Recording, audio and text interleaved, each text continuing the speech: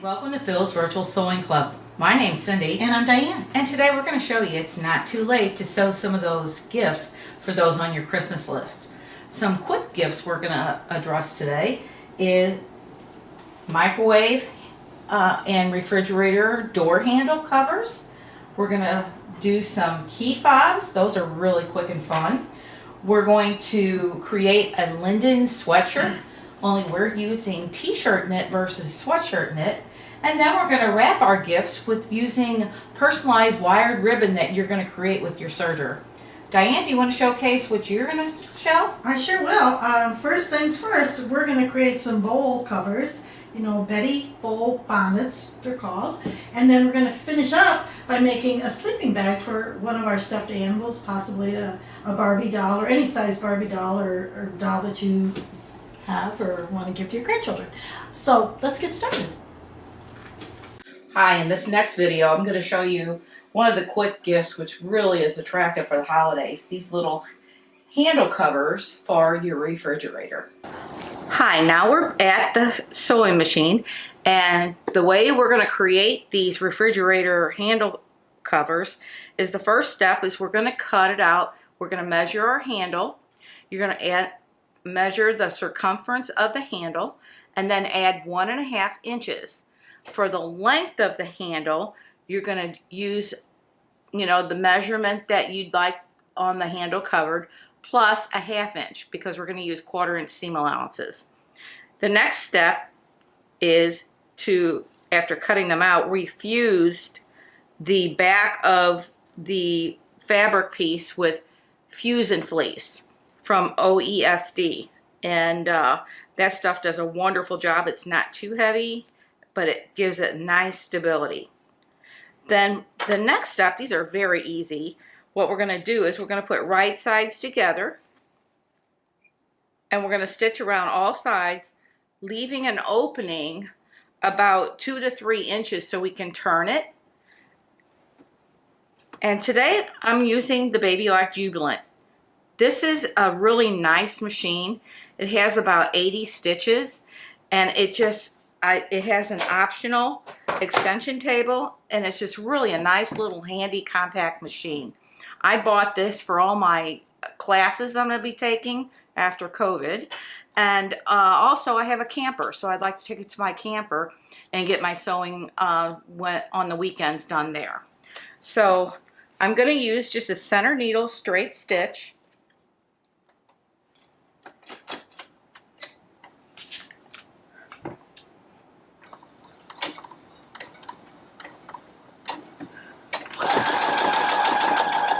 I'm just going to sew, and about here I'm going to stop, and I'm going to reverse a couple stitches,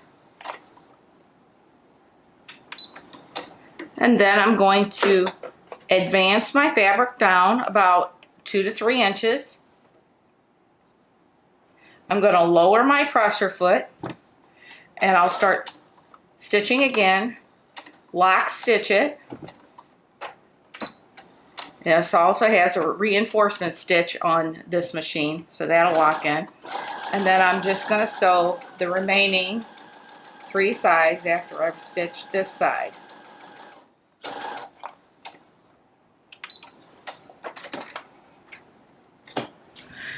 Okay, now that I've sewed around all 4 sides, leaving an opening, the next step is I would just want to trim off a little bit of my corners.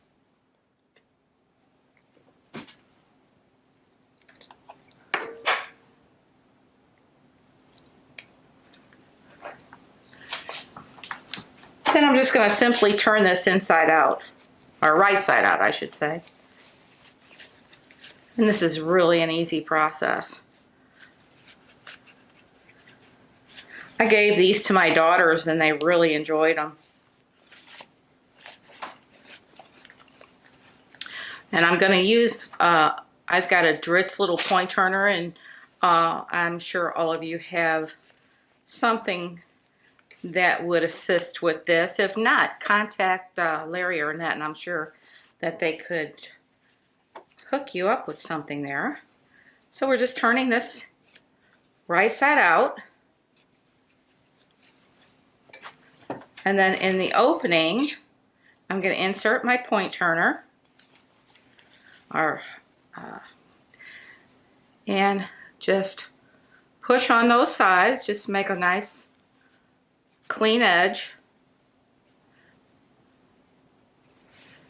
Go to the other side, turn it around.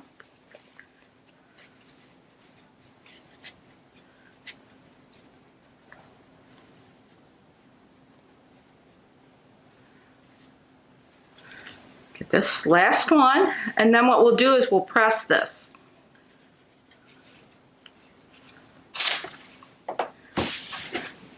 Now the next step is to press.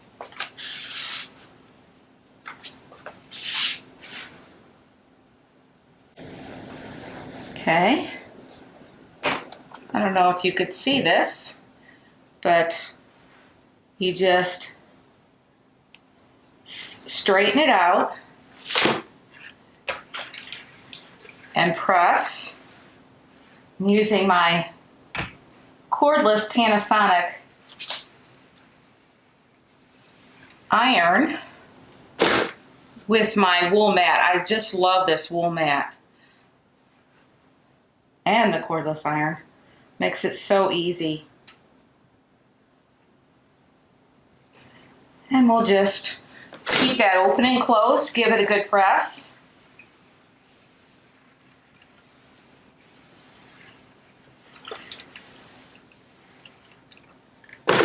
And now we're ready to add the Velcro. Now with the Velcro, we're gonna close this opening when we attach the Velcro.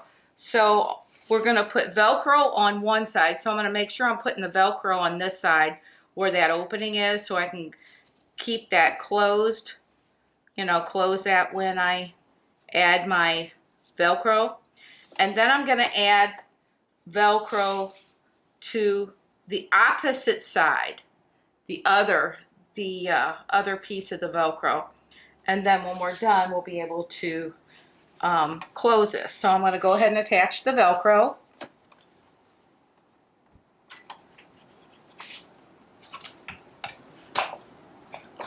And you're just going to stitch it right along the edge.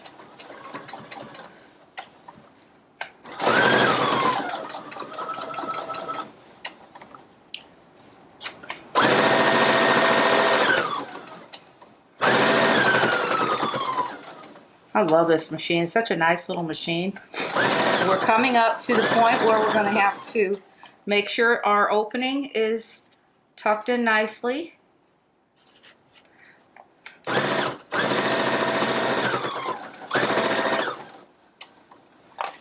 Here we are.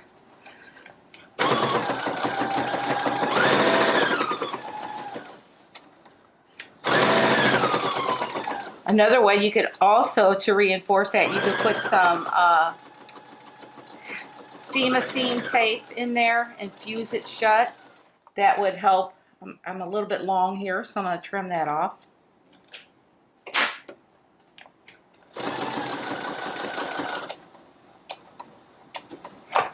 And then we're going to go across the side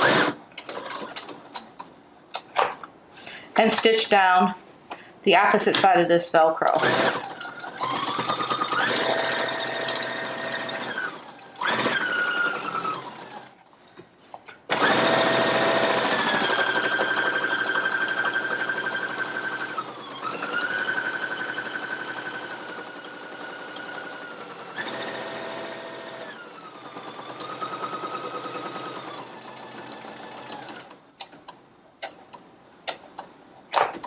Then we're going to stitch across the top to secure that.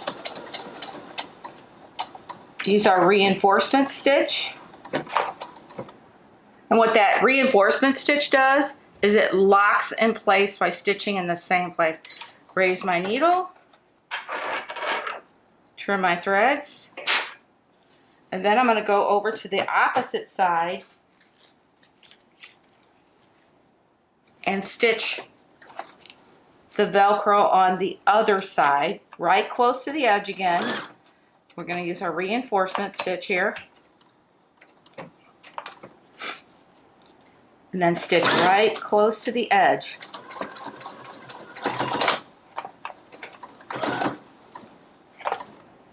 And then we're gonna finish this, and I'll be right back and I'll show you the finished product. Now I've got the Velcro sewed on both sides, and I'm gonna show you, this is actually reversible. So if I close this around my handle,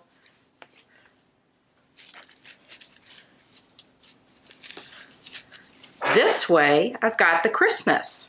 However, I can also, after Christmas, use this and put it on my handle in this way, where this right side is showing. So there, I've got a reversible refrigerator handle cover, and I'm sure that everyone on your gift list would really appreciate something like this. It really makes a nice presentation. The next gift is a really quick one. It's a key fob. This is something that you can make for the men in your life. What I've done is cut an 11 piece of nylon webbing, and I folded it in half, and then you center that and you can embroider a name. I just used a built-in font. The next step is to get these stragglies by just running a lighter right along the edge of that, and that will seal that. And then we'll do that on both ends. That seals it nice. And we're going to put the two ends together. And what I've got here is the Studio Pro. It's a plier, and this is the hardware for the key fob. It's got teeth that's going to grab that and hold it. So we're going to open up our plier, and we're going to insert the hardware just as so. The next step is to put the raw edges together nice and even.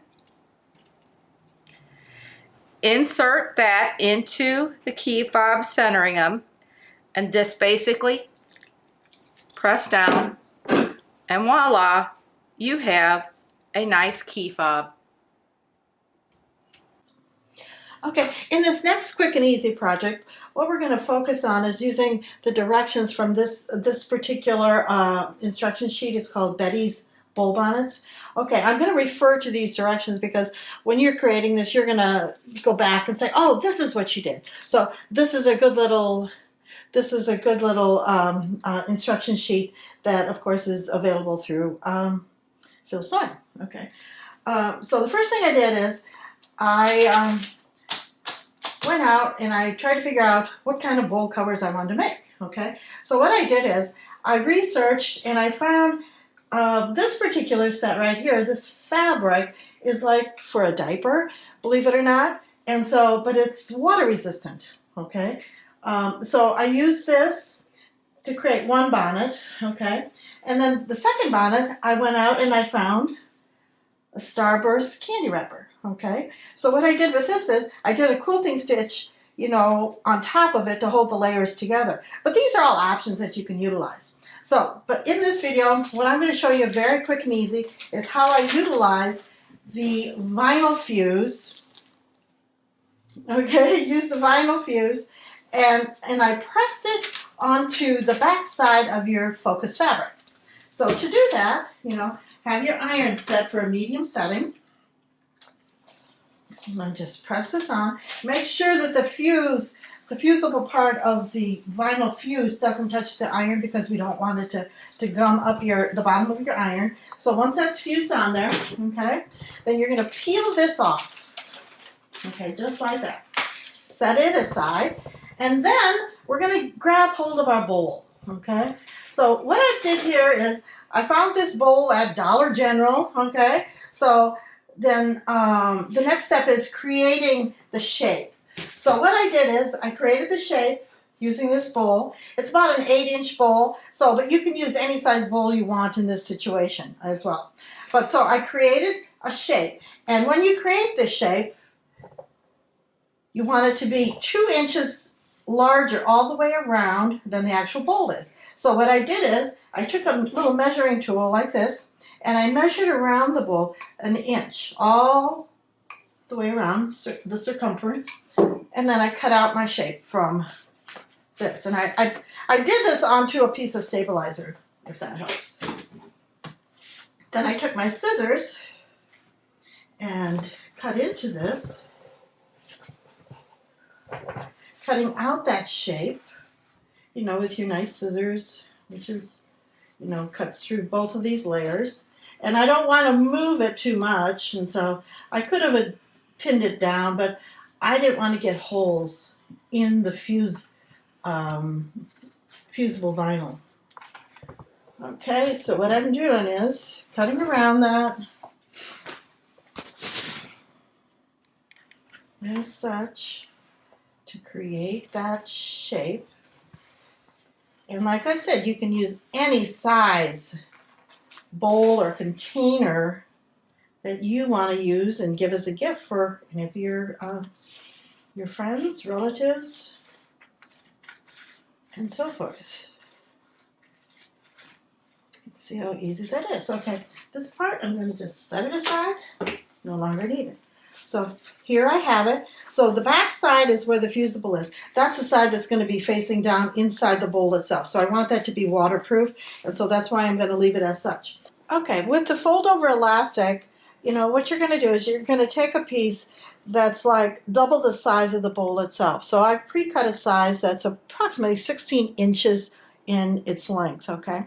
So I'm going to take this elastic and I'm going to just pin the first section together, okay? So I'm going to pin kind of close to the edge like that, and then I'm going to take it over to my sewing machine, which will be set for a zigzag stitch. So you can see what's happening here. So this is where we're going to apply that zigzag stitch right around that blue edge. Okay, so let's take it over to the machine. Okay, so what I did here is I folded over the elastic, okay, and I lowered my presser foot, okay, in the down position. And here again, I'm using a Teflon foot, which will help guide, because I've got the vinyl on the back side here, and I want the machine to feed properly, okay? So that's where that Teflon foot comes into place, okay? So now what I'm going to do is go ahead and start stitching, okay? But before I do that, I'm going to take a couple stitches, and then I'm going to come over here and remove that pin, because I never ever want to stitch over a pin because it could damage your machine. Okay, so now when I'm doing this, as I'm stitching, I'm pulling this elastic, okay? That's what's going to create those gathers that you need, okay? So I'm going to go ahead and look how fast I can go here. So, and you're going to set your own speed because you got your presser foot or your speed control on the floor. Okay, let's go ahead. And I'm pulling out this elastic to stretch it as I go around. And I'm keeping the folded edge right in line with the outer edge of my fabric or my bowl bonnet itself. See how I'm taking my time with this as I go around.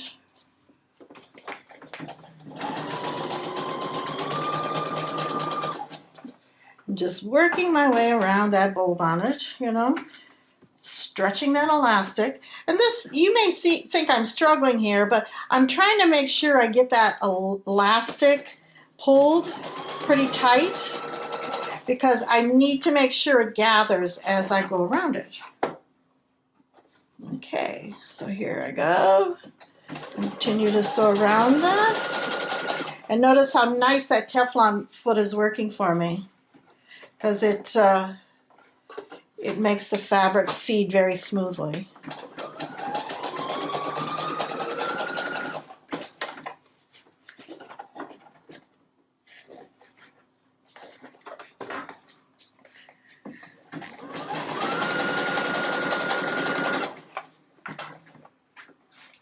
And as you get closer to the end, you're going to see how much I have to stretch that elastic still to make sure it all fits. Okay, let's do it again.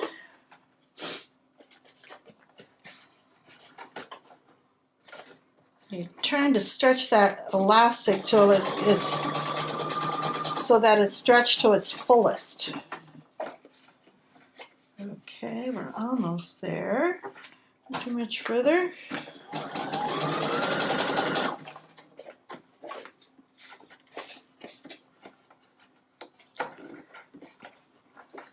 And these little covers, these little bonnets are actually great for, you know, anyone on your gift list. And as I get closer to the end, what I'm also going to do is I'm going to try to fold in like 1/4 of an inch. I'm going to try to fold in 1/4 of an inch and get that in place. So that it overlaps over the where I first began to sew and apply that elastic.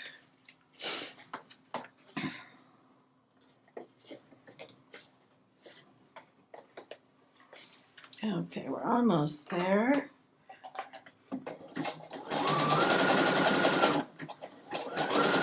And when you do this, take a few back stitches as well. And then go ahead and lift up your presser foot, and guess what? You're all done. Okay, cut your thread, trim your thread away, and you're ready to put your bowl or your cover right over your bowl. Okay.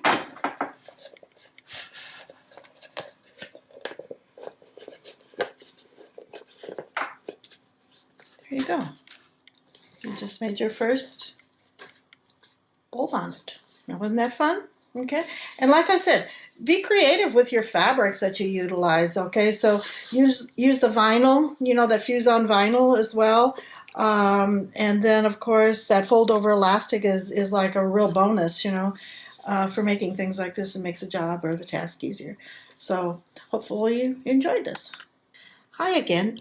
In this project, what I'm going to show you how to create is making a little sleeping bag for dolls, you know, stuffed animals, Barbie doll, baby doll, whatever it might be. And this project will work for either a boy or a girl. Little girls like it with their little babies, but little boys also like it for their stuffed animals. So what I did is I followed the directions, and this is a great pattern for showing you exactly how to create. But you know, I'm going to just clarify a little bit as we go along so that you can do this project and surprise your little one for Christmas. Okay, so what I did here is I created a sandwich with 2 different fabrics, one for my focus fabric and then one for the back side, which is a green flannel. The top is also a flannel fabric as well.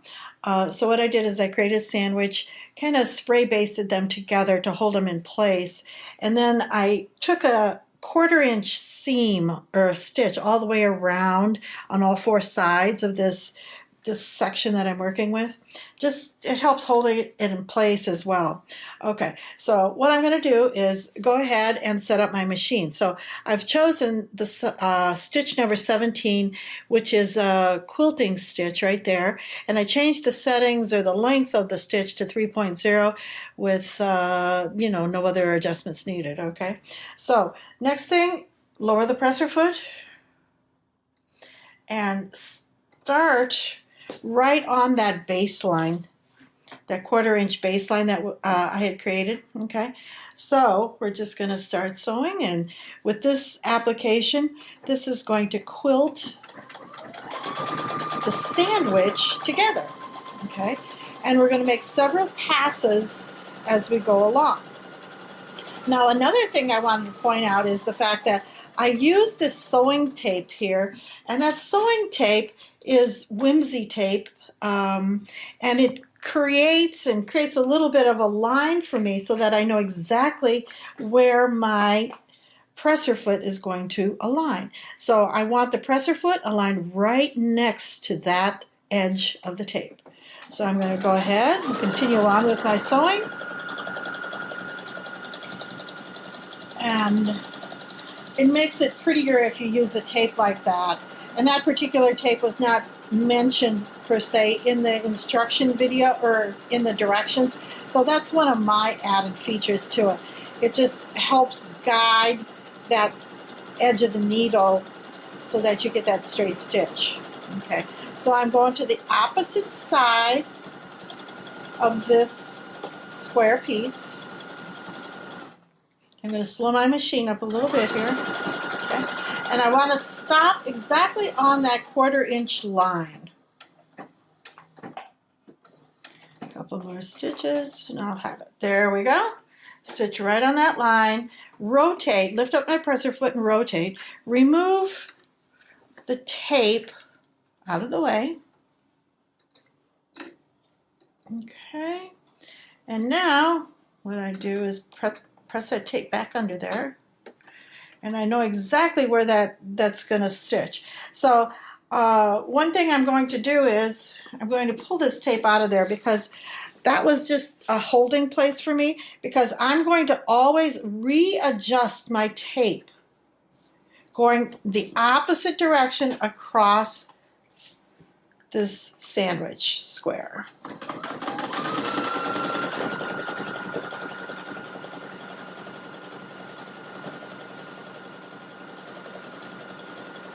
And all I'm doing right now is guiding the fabric.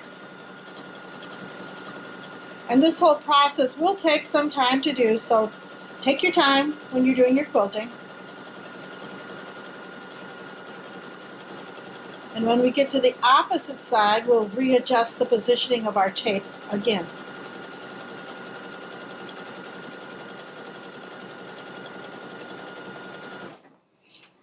What I'm going to do is take this other piece of tape, take it off of the fabric, and place it along here, because the other one wasn't quite long enough to reach across to the edge. Continue sewing or quilting. Another foot that you could have used at this point in time would have been a walking foot, but I tried both and they both work well, so it's like I just stuck with the J foot. But you could definitely use a walking foot if you so chose. Here again, we're to the opposite side. We're going to leave the needle in the down position in the fabric itself, lift the presser foot, remove the tape, and move on. Now, what we're going to do next is we're going to decide which direction we're going to go with the next row of stitches. So I'm going to go this direction, way across. Just press the tape in place and continue to sew in this fashion. Okay, here's the completed section that's all quilted, okay? And you can see how I quilted it. So you don't have to be precise with your little opening squares, but you'll have some large, some small, and so forth as you do this, okay? So anyway, the next step will be then, okay, attaching the zipper, okay? What I did here is I've started putting the zipper in place, and I measured a distance down, and you're going to follow the directions from the pattern sheet as to the distance down. It's all based upon how large you want your little sleeping bag to be, okay? So what I did is I can use, and it's like you can use pins or you can use these little clips, but sometimes I think these clips are really, really awesome because you're not going to sew over a clip, whereas you might sew over a pin. And so what we're going to do is just replace that with these clips, holding it in place. And you can see here how the zipper extends down the edge of your section, okay? And we want that to be the case, okay? Then what we're going to do is we're going to take this over to the sewing machine, and we're going to attach our zipper foot to the machine, okay? And this is another thing. I had to turn over this little piece right here so that it's sewn into the edge, okay? So I'm going to clip that really quick. Okay, so let's go over to our sewing machine. Okay, now that we're at the sewing machine, okay, I've attached the to clip-on zipper foot, okay, and I've selected stitch number 3 because it's kind of like a center position stitch, and it's at 2.5, so I'm going to say, hey, that's all good, okay. Then what I'm going to also do is remove this clip, the first clip in place up there, and I'm going to lower my presser foot, back here, sorry. I'm going to lower my presser foot. Now I'm also going to unzip the zipper, okay? Because I don't want this little zipper pull to interfere with the formation of the stitch. So I'm going to take it all the way down till it's unzipped, okay? Okay, lower presser foot and we're ready to go, okay? You want to go slow at this, and so I'm going to do a back stitch here just to stabilize. And I have the right edge of my presser foot right here, even with the edge of the fabric, okay? I'm going to go ahead, stitch this all the way down, removing the clips as we go.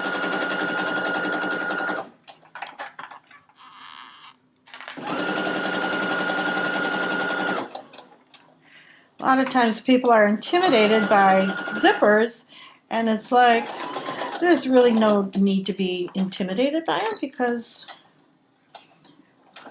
this is pretty fast and easy here. Okay, so I'm going to raise my presser foot, cut my thread, and here we go. Our first edge already applied. Okay, you can zip this back up if you so choose. Okay, and there we go. Okay, now we're going to go back to the cutting table again, okay? So, and then we're going to get a little strip of fabric that, you know, per the instructions, of course, that's placed, you know, along the opposite side. Okay, I'm back from the cutting table. I got my little strip all set here, so it's a 19-inch wide strip by 2 inches wide. I folded it over and pressed it well, and now what we're going to do is apply that strip right over the zippered area. So with the zipper open, okay, and using the same stitch settings, I'm going to go ahead and I'm going to sew this section to the zipper.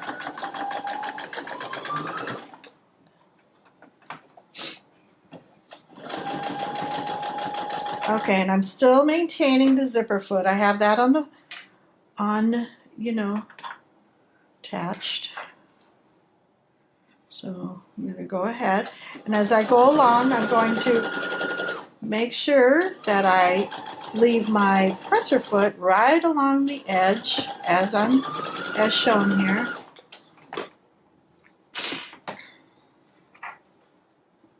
You want to remove your clips as you go along as well.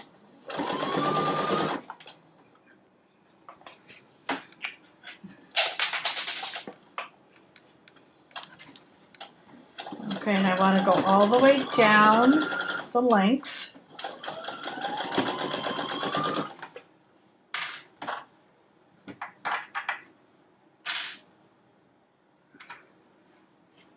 Remove your clips.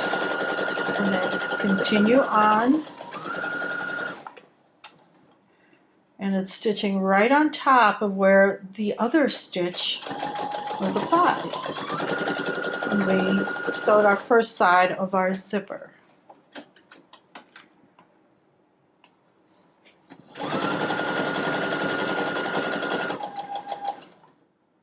Okay, we're done with this. Raise the needle and cut the thread. Okay, now what we're going to do is we're going to press this open as such. Okay, see, it's a nice finish to it. Okay, now back to the cutting table.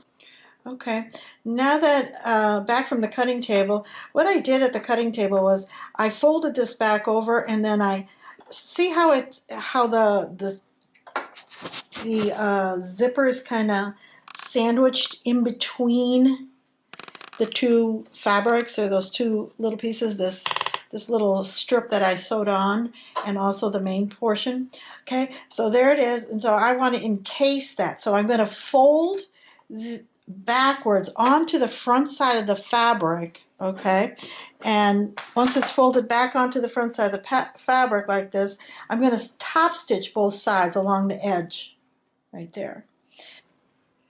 For the other side of the zipper, okay, and just a reminder that your zipper is longer than the actual zipper back itself, and so it makes it easier to unzip and to stitch through these.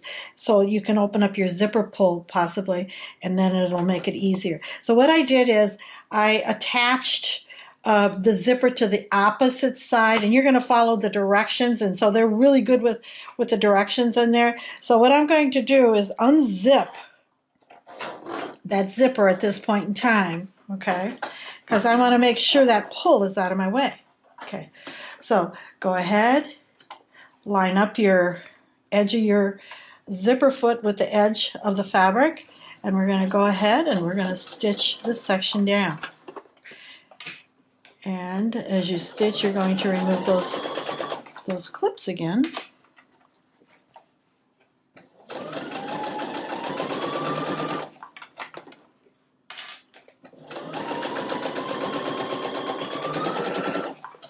Might not believe this, but we're almost done with this sleeping bag. Once we get the zipper in,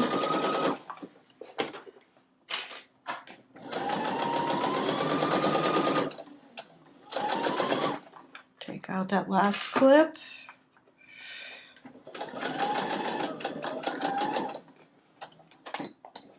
Do a little backspace here to secure the end, and then raise your foot. And you're pretty much ready to go.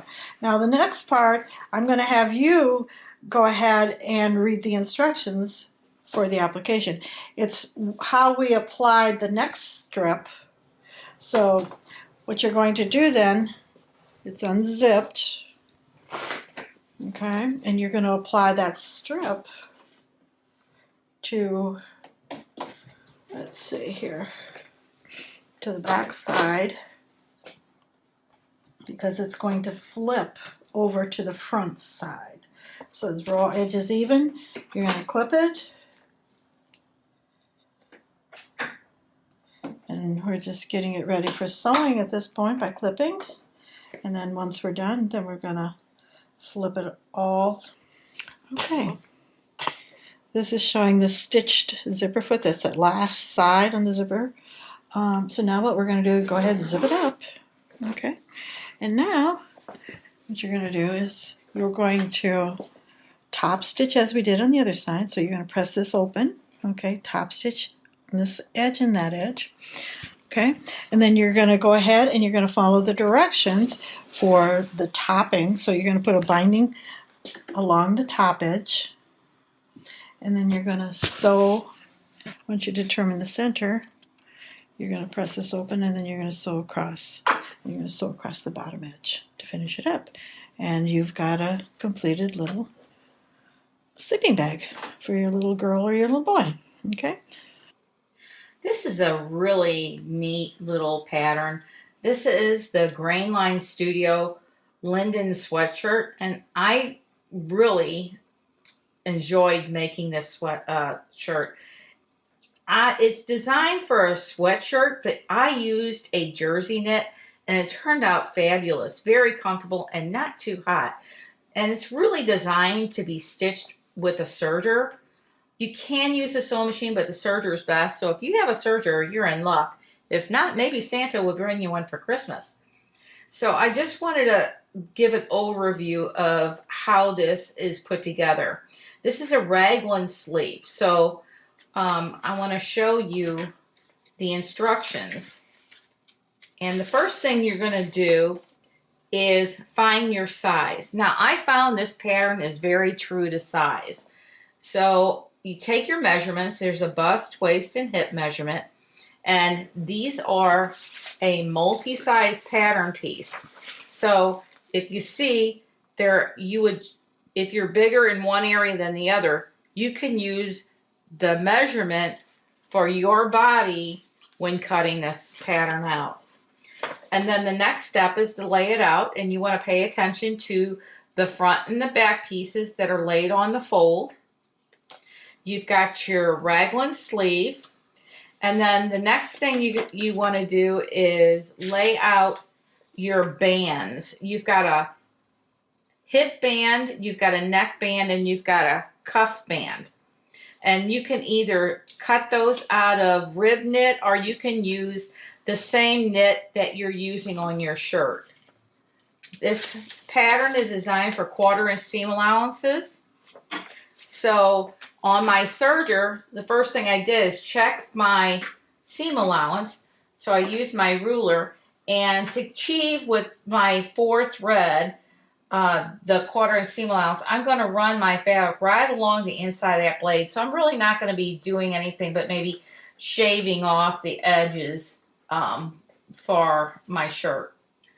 Now, here's my shirt, and the first thing I did was put my right sides together on the raglan sleeve, as shown in the instructions. I did both fronts, and then you put the sleeves right side together on the back pieces. The next step is you would fold the neck band in half, and then you stitch together. I put a seam here, and then I put the band right sides together, and you want to 1/4 this and stitch all the way around it. And the same thing for the cuff band. You want to stitch the cuff band together, and I'm going to show you on the hem, the hip band real quick. This is what it looks like. It's one piece. You serge it together using your 1/4 inch seam allowance, and then you're going to put wrong sides together and then meet your seam allowances. And the next thing you're going to do, then this is the hip band, so the next thing you're going to do is 1/4 it. You're going to mark the 1/4 markings, and you're going to do the 1/4 markings on the shirt also. So at the bottom of this hem, after stitching everything together, I have 1/4'd. You've got your seam allowance, side seams, so you can use those for markings. And then I mark the center. So the next step is to put right sides together, and you would start at the seam and make sure your seams line up. And then I'm going to use these clips. And before I start serging, I'm going to take out those pins because I don't want to use pins on my serger. So with right sides together, I'm going to match the pins.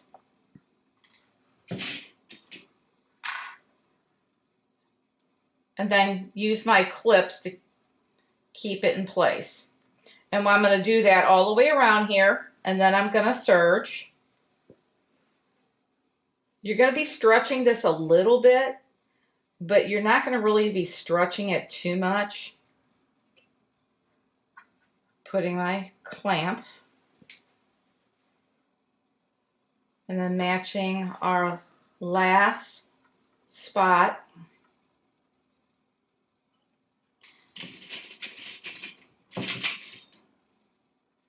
And then clipping that together. Now I've got a pin in here, so I'm going to take some pins out. Make sure I've got all my pins out. Pins out there. We got some pins here we got to remove. So what I'm going to do is I'm going to make sure this is lined up, and see you've got a little bit of stretch. You're going to have to stretch this a little bit and make sure that your fabric edges, the raw edges, are all sticking together. So I'm going to stick this under my foot, and with my needle in the up position, I'll just hug my fabric in there right along the blade, because the blade is up at this point.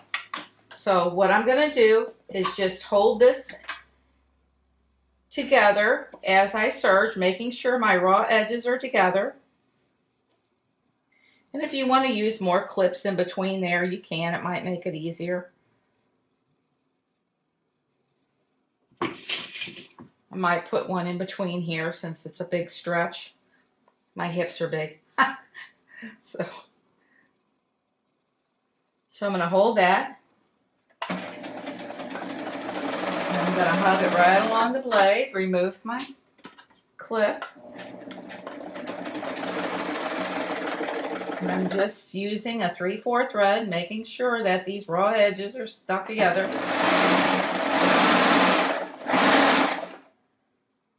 Sometimes they curl up, so you want to make sure that you're flattening that out.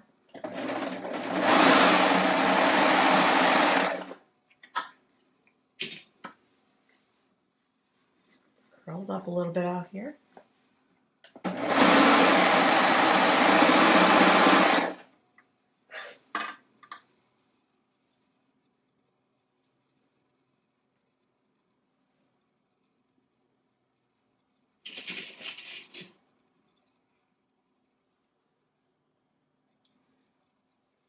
This is a t-shirt knit jersey that I'm using here, and it's nice and comfortable. With this pattern, I would even use this as a pajama top if I wanted to.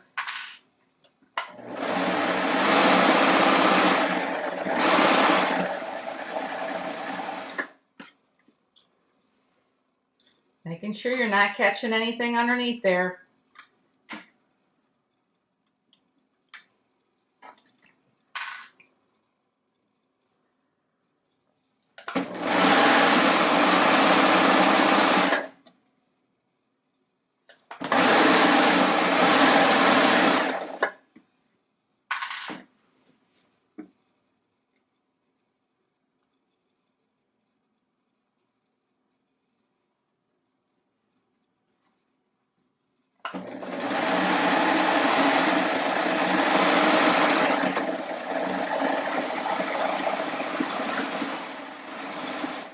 You just skim it a little bit off if necessary.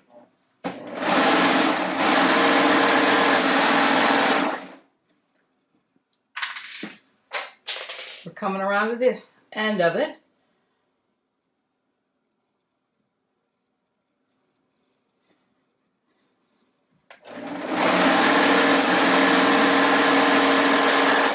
This is such a cool t-shirt, sweatshirt. And what I really liked, here we're at the end, so we're going to stitch over our seam, and with the needle in the down position, I'm going to raise my foot and just pull my band out of the way and stitch off. And here we've got our band attached all the way around, and our sweatshirt with the t-shirt knit jersey is complete. This would be a nice gift for yourself or anyone else on your gift list. What's really nice around the holidays is when you can add a personal touch to your gift wrapping. And here I've used just a jelly roll strip with red serger thread using my Triumph serger, and you can pretty much do a rolled edge on most sergers now. And I used a 3-thread rolled hem, so you've got your stitch selector for the Triumph on D. We've got our rolled hem setting at 1 because I want my stitches close together for this. So, and I'm using a 26 gauge floral wire, and this I found works best for creating the wired edge ribbon. The best foot to use for creating your wire edged ribbon is the elastic foot for the Triumph, and there's a hole here and there's another hole here where it goes right through, And once it's on the underside of the elastic foot, you can see this groove here where your wire is going to run right along the edge of that wire, that groove. So it will not be caught in the needle or the blade. So let's go ahead and insert, snap on our elastic foot. And I want to put my presser foot down and just get this stitch started on my ribbon. I just want to get it going a little bit so we can get it tacked down. The next thing we're going to do is get our 2.5 trim. And if they're pinked edge, you want to cut that pinked edge off. So I'm going to just skim that blade right there to trim that off. So I'm going to push in my, put down my foot.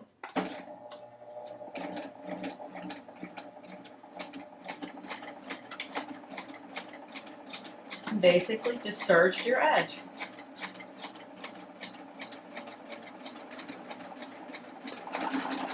Speed it up a little bit. And we're just trimming off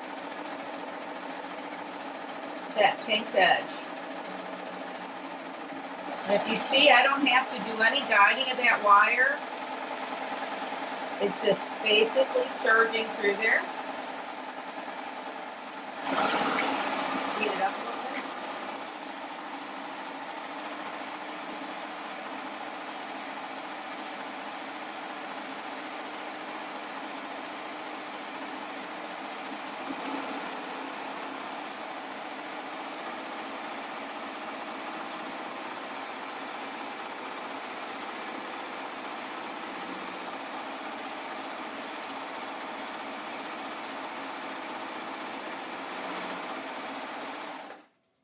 Make sure my wire stays on top.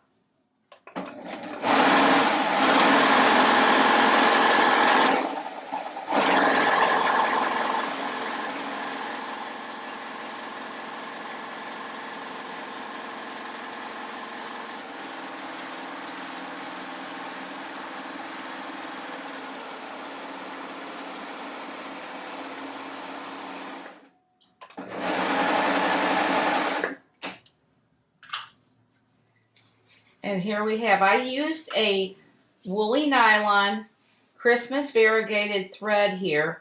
And look what a nice coverage that is. So the next thing we'll do is just do the other side. Then you've got your double edge, and then you can trim off the edges, and you can use a little fray check here on the edges of your ribbon to keep it from fraying. But you can gift wrap and use it. And if you want a longer piece, you can simply seam the jelly roll together or cut your own with your yardage of fabric, and you've got a nice, beautiful gift wrap ribbon for the holidays.